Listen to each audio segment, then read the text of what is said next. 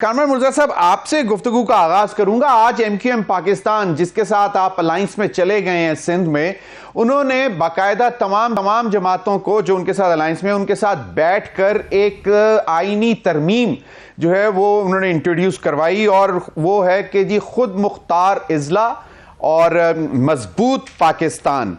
और ये उन्होंने कह रहे हैं कि ये 26वीं आईनी तरमीम होगी, और बेसिकली जो 18वीं तरमीम के बाद जो चीज़ें सामने बनी थी जो कि आइन का हिस्सा बन गई, उनमें शायद मज़ीद तरमीम लाने की बात हो रही है। एक तो ये कि सर ये तो बड़ी हौसला अफजा बात है कि लोकल गवर्नमेंट्स को स्ट्रेंथन करने की बात कर रहे हैं, लेकिन जो उन्होंने फार्मूला बताया है वो ज़रा थोड़ा सा, मेरे साथ मौजूद थे कमर ज़मान कायरा साहब, पहले वो बता रहे थे कि ये मुशर्रफ वाला टाइम का फार्मूला है तकरीबन। सर आपको ये कैसे लगता है, आप लोग इसको सपोर्ट करेंगे? क्योंकि अभी तो लग रहा है कि जैसे आप लोग जब बैठे हुए साथ तो सपोर्ट कर रहे हैं। कामरान मुर्जा साहब, देखिए एक बात तो ये जो आपने कहा कि कोई अलायंस बन गया है, तो अभी तक कोई चीज़ फाइनल नहीं है। इवन नून लीग के साथ भी कोई चीज़ फाइनल नहीं है, और कमेटी बनने की बात हुई थी, इकट्ठे चलने की बात हुई थी, मगर ऐसा नहीं है कि मामला तय हो चुके हैं। ये और बात है कि बहुत सारी चीज़ें जो है वो ट्रिकल डाउन होनी चाहिए थी 18th अमेंडमेंट के बाद, वो नहीं हुई, मगर उनका फार्मूला ना हमने अभी तक देखा है, ना हमने उसको अभी तक सोचा है। और जब ना हमने देखा हो, ना उनका सोचा, ना उसको सोचा हो, तो इस वक्त हम उसको कंसेंट नहीं कर रहे। ये जिस वक्त वो पेश करेंगे उसके बाद इस पे बात हो सकेगी, और वो भी बात जो है वो मेनली उस वक्त होगी जब कोई इत्तेहाद बन जाएंगे, और उसके ऊपर इत्तेहाद बनने के बाद अगर उन्होंने एग्री किया तो फिर मुमकिन होगा कि जी उसको फिर इंट्रोड्यूस करवाया जाए। सेनेट में भी इंट्रोड्यूस हो सकता है, मगर उसके साथ नेशनल असेंबली आ जाए तो तब भी इंट्रोड्यूस हो सकता है, मगर ये प्री मैच्योर है। और मेरा ख्याल है कि इसके ऊपर अभी तक शायद नून के दोस्तों ने भी अभी तक कोई बात फाइनल नहीं की है मेरे इल्म के मुताबिक। उन्होंने हालांकि इत्तेहाद का आपस में ऐलान किया हुआ है, हमारी तरफ से इत्तेहाद का अभी तक ऐलान नहीं हुआ। नज़दीक आने की बातें यकीनन हुई हैं, मगर अभी तक बहुत सारी बातें जो है वो सेटल होनी है, और वो जब सेटल हो जाएंगी फिर कोई बात की जा सकेगी। कामरान मुर्तज़ा साहब, एक बड़ी अजीब सी सूरत हाल है। अगले रोज मौलाना फजलुर रहमान साहब को मैं सुन रहा था, उन्होंने कहा कि हमारा कोई भी कैंडिडेट ना बलूचिस्तान में ना KP में उस कैंपेन के लिए नहीं निकल पा रहे, उनके लिए हालात बहुत मुश्किल हैं और टफ हैं।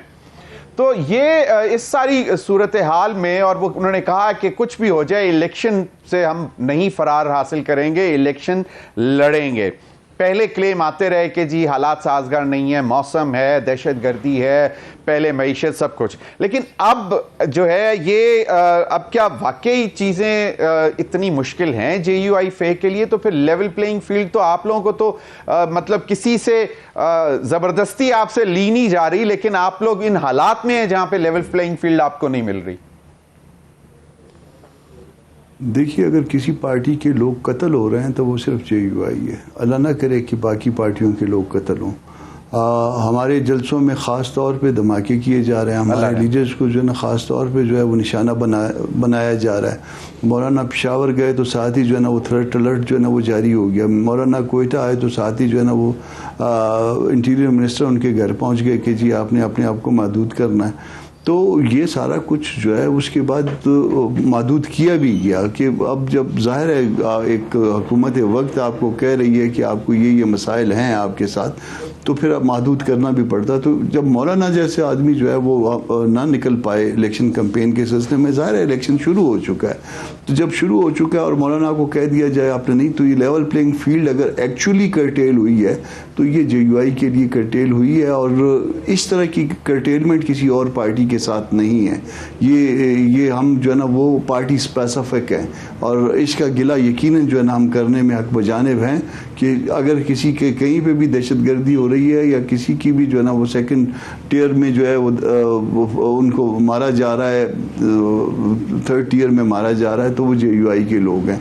तो इसमें पता नहीं गवर्नमेंट जो है ना वो या सिक्योरिटी के अदारे क्या कर रहे हैं, या क्या चाह रहे हैं कि खुदा न खास्ता कोई बड़ा हादसा हो जाए।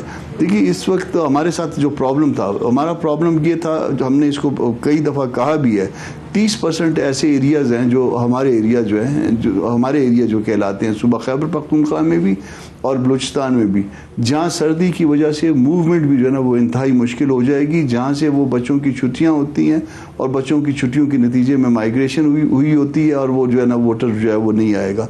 15% हमारे ऐसे एरियाज़ हैं जहाँ पे जो है सिक्योरिटी के इश्यूज़ हैं, ये हो गए 45%। तो हमारे इलाके में तो आप जो है ना, और फिर साथ आप कह रहे हैं कि आपने जाना कहीं नहीं, और अगर कोई कहीं पे चला जाता है, हाफिज़ अब्दुल्ला चला गया, सरदार अकबर चला गया, उनको वैसे जो है ना वो टारगेट किया गया, सरदार अकबर के साथ 2-4 लोग मर गए, हमदुल्ला जो है बाल बाल बचा।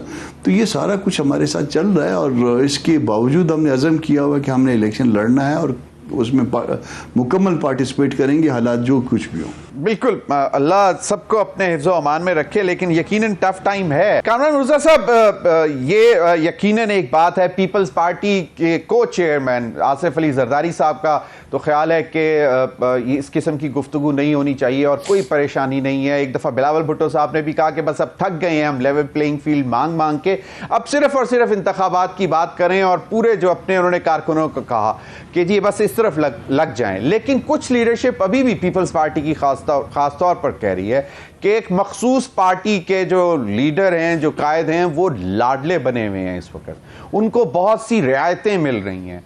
Do you subscribe to this Kamran Mirza साहब? देखिए, इसमें भले आप कोई समझता अगर हो कि किसी को कोई रायतें मिली हैं और किसी को रायतें नहीं मिली हैं, मगर अपने पार्टी वर्कर्स को, हमें सबको ये कहना चाहिए कि उस वक्त तक जो है वो पोलिंग स्टेशनों से ना हटें जब तक आपको रिज़ल्ट मिल ना जाए ब्लैक एंड वाइट में। और इस दफ़ा जो है हमने काफ़ी जो है इस इलेक्शंस दाग में अमेंडमेंट करके उसको बेहतर बनाया था, और मेरा ख़्याल है कि कोई धांधली, ये तो नहीं कह सकते कि धांधली नहीं होगी, मगर उसके इम्कान को निस्बतन कम करने की हमने कोशिश की थी। अब इसके बाद वर्कर की ड्यूटी है कि वो जो है वो उस वक्त तक ना हिले जब तक उसको रिज़ल्ट हैंड ओवर ना हो जाए और बाकायदा साइंड। अगर वो पोलिंग स्टेशन छोड़ देगा तो फिर उसका नतीजा जो है वो कुछ भी हो सकेगा। तो हर पार्टी अपने अपने वर्कर्स के ऊपर इस तरह से काम करे, उनको प्रॉपर ट्रेन करे, ताकि जो रिज़ल्ट जो भी आए वो फेयर हो और फ्री हो।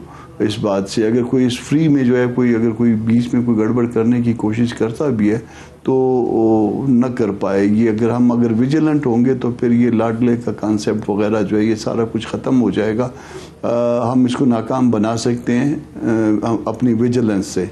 तो वर्कर्स को जो है ना हम ट्रेन करें, भले हमारे गिले शिकवे बहुत सारे होंगे, मगर वर्कर अगर एक्टिव होगा तो फिर ठीक हो जाएगा मामला। कामरान मिर्ज़ा साहब, एक नई बहस पिछले 1-2 रोज से शुरू हो गई है। हालांकि वाज़ेह तौर पर ऑनरेबल चीफ जस्टिस ने कहा है कि जी कोई भी शुबे का इजहार भी ना करे